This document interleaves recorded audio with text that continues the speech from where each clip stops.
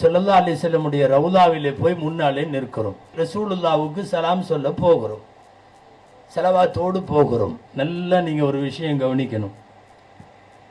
சுன்னத் வல் ஜமாஅத்தினுடைய ஏகோபித்த அபிப்பிராயம், அகில உலகத்தினுடைய மார்க்க அறிஞர்களுடைய முடிவு, அல் அம்பியாஉ அஹ்யாஉன் ஃபீ குபூரிஹிம், நபிமார்கள் அவர்களின் கபறுகளில் உயிரோடு இருக்கிறார்கள். நீங்க மவுத்துக்கு சலான் சொல்றதா நினைச்சு சலான் சொல்லக்கூடாது. மவுத்துக்கு சலான் சொல்ற வார்த்தை வேற.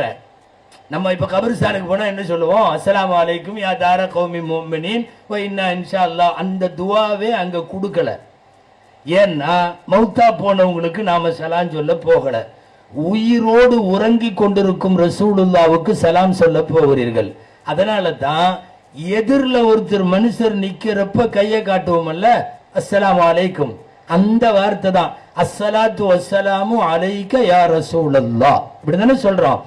அஸ்ஸலாத்து வஸ்ஸலாமு அலைக்கங்கிறதே யாருக்கு தெரியுமா? எதிரில் நிக்கிறவருக்கு சொல்றது, உயிரோட இருக்கிறவருக்கு சொல்றது. மௌத்தா போனவங்களுக்கு இந்த பேட்டன்ல இல்ல வார்த்தை, அது வேற. மௌத்தா போனவங்களுக்கு சொல்றது. ஆக நபிமார்கள் உயிரோடு இருக்கிறார்கள். நபிமார்களின் உடலை மண் தின்னாது. நபிமார்களின் கபர்களுக்குள் எவ்வளவு ஆண்டுகள் ஆனாலும் ரப்புடைய தொடர்பிலும் துஆவிலும் அவர்கள் இருக்கிறார்கள். இன்னும் நல்லா சொல்றேன், ஒருத்தர் மௌத்தா போயிட்டா, தேவைப்பட்டால் அவருடைய மனைவி இதா முடிஞ்ச உடனே என்ன பண்ணலாம்? இன்னொரு கல்யாணத்துக்கு குடும்ப ஏற்பாடு செஞ்சதுன்னா கல்யாணம் பண்ணிக்கலாம்ல. ரசூலுடைய மனைவிமார்கள், அந்த மனைவிமார்கள் மௌத்தாகிற வரையும் ரெண்டாவது கல்யாணம் பண்ணக்கூடாது. ஏன் தெரியுமா? கணவர் உயிரோடு இருக்கிற போது மனைவி கல்யாணம் பண்ண முடியாது. உங்களுக்கு புரியுதா நான் சொல்ல வருவது?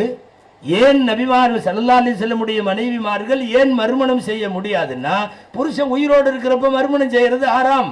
எனவே அவர்களெல்லாம் மனம் முடிப்பவர்கள் அல்ல, மனம் முடிக்கல மௌத்தா போற வரையும். இது குர்ஆன் உள்ள ஆயத்து, வலா அன் தன்கிஹு அஸ்வாஜஹு மின் பஅதிஹி அபதா. எந்த காலத்திலும் பெருமானாருடைய மனைவிமார்களை யாரும் திருமணம் செய்ய முடியாது. காரணம், கணவராகிய எம்பெருமான் ஸல்லல்லாஹு அலைஹி வஸல்லம் உயிரோடு படுத்திருக்கிறார்கள். இப்போ உயிரோடு உட்கார்ந்திருக்கிற ரசூலுல்லாவுக்கு சலாம் சொல்லுகிற அந்த அடக்க ஒடுக்கம், பவ்யம், கண்ணியம் இதோட போகணும். சில பேர் ஜோஷ் வந்து ஓன்னு கத்திக்கிட்டு உள்ள போவாங்க, அஸ்ஸலாமு அலைக்கும் யா ரசூலல்லாஹ். தப்பு. ஒரு உஸ்தாது முன்னாடி உட்கார்ந்துருக்கார், ஆக பெரியவங்க உட்கார்ந்துருக்கிறாங்க, நாம ஓன்னு கத்திக்கிட்டா போவோம்? பவ்யமா போய் நிக்கணும், அடக்க ஒடுக்கத்தோடு நிக்கணும். நீங்க மௌத்துக்கு முன்னாடி நிக்கல. நான் திரும்ப திரும்ப சொல்றேன், ஸல்லல்லாஹு அலைஹி வஸல்லமுக்கு சலாம் சொல்லுங்கள். இந்த உங்களுக்கு கொடுக்குற இந்த புஸ்தகத்துல கிதாபுல எல்லாம் ரசூலுல்லாஹ்வுக்கு சொல்ற சலாம் இவ்வளவு பெருசு இருக்கும். ஐயோ நபியுன்னா சொல்லி பல்லகத்த ரிசாலா வாத்தைத்தல்லாமா அவ்வளவெல்லாம் அங்க ஓதுறதுக்கு நேரம் இருக்காது. அது ஹஜ்ஜு காலம் அல்லாம ஏதாவது உம்ரா போறவங்க வேணா சாவகாசமா ஒரு ஓரத்துல நிக்கலாம். போலீஸ்காரங்க இப்படி தள்ளிக்கிட்டே இருப்பாங்க, போ போ போன்னு. சலாம் மட்டும்தான் சொல்ல முடியும். நீங்க அஸ்ஸலாத்து வஸ்ஸலாமு அலைக்க யா ரசூலல்லாஹ்னு சொல்லுங்க. அது போக உங்களுக்கு யாரெல்லாம் எங்கிட்ட சலாம் சொல்லி விட்டாங்களோ அவர்கள் அத்தனை பேரின் சார்பாக அஸ்ஸலாத்து வஸ்ஸலாமு அலைக்க யா ரசூலல்லாஹ் அப்படின்னு சொல்லிடணும். அஸ்ஸலாத்து வஸ்ஸலாமு அலைக்க மின்னி வ மிம்மன் அவ்ஸானி பிஸ்ஸலாம் அப்படின்னு அரபியில தமிழ்லயே சொல்லிடலாம். இதுக்கு அப்புறமும் உங்களுக்கு அங்க பை சான்ஸ் சில நேரங்கள்ல உங்களுக்கு நேரம் கிடைக்கலாங்கல்ல, நம்மளா ஏற்பாடு பண்ணணும். குளிர்காலத்துல உம்ரா போனா மதீனால வெளியே வர முடியாது. இது வெயில் காலம். நீங்க தாராளமா நைட்டு கிளம்பி அப்படி ஒரு 12 மணி கூட போலாம் வெளியில. ஒன்று தெரியுமா? 24 மணி நேரமும் மஸ்ஜிது நபவி திறந்திருக்கும். 24 மணி நேரம். நீங்க தொழுக நேரத்துல போகும்போது தான் ரொம்ப கிரௌடு. நீங்க தொழுகை அல்லாத நேரத்தில் 12 மணி 1 மணி தஹஜ்ஜத் இந்த மாதிரி எல்லாம் போகிற போது ஓரளவு வாய்ப்பு கிடைத்தால் சலாம் சொல்றப்போ அஸ்ஸலாத்து வஸ்ஸலாமு அலைக்க யா ரசூலல்லாஹ்னு சொல்லிட்டு தேவைப்பட்டா நம்ம குடும்ப உறுப்பினர்கள் பேர் மட்டுமாவது சொல்லலாம்.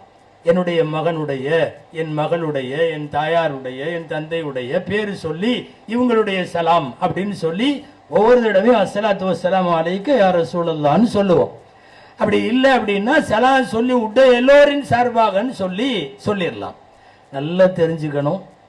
கோடிக்கணக்கான பேர் ஒரே நேரத்தில் சலாம் சொன்னாலும் எம்பெருமான் ஸல்லல்லாஹு அலைஹி வஸல்லம் பதில் சொல்லுகிறார்கள், துஆ செய்கிறார்கள். அந்த சலாம் அல்லாஹ்விடத்தில் 1க்கு 10ஆக எழுதப்படுகிறது. சஹீகுல் புகாரியுடைய ஹதீஸ், என் மீது ஒரு தடவை ஸலவாத்து சொன்னால் 10 தடவை அல்லாஹ் அவருக்கு நன்மை தருகிறான். இது சும்மா பலவீனமான ஹதீஸ் எல்லாம் இல்லை, பக்காவான ஹதீஸ். நீங்க ரசூலுக்கு சொல்லுகிற ஸலவாத்தும் சலாமும் அவ்வளவு மரியாதையானது.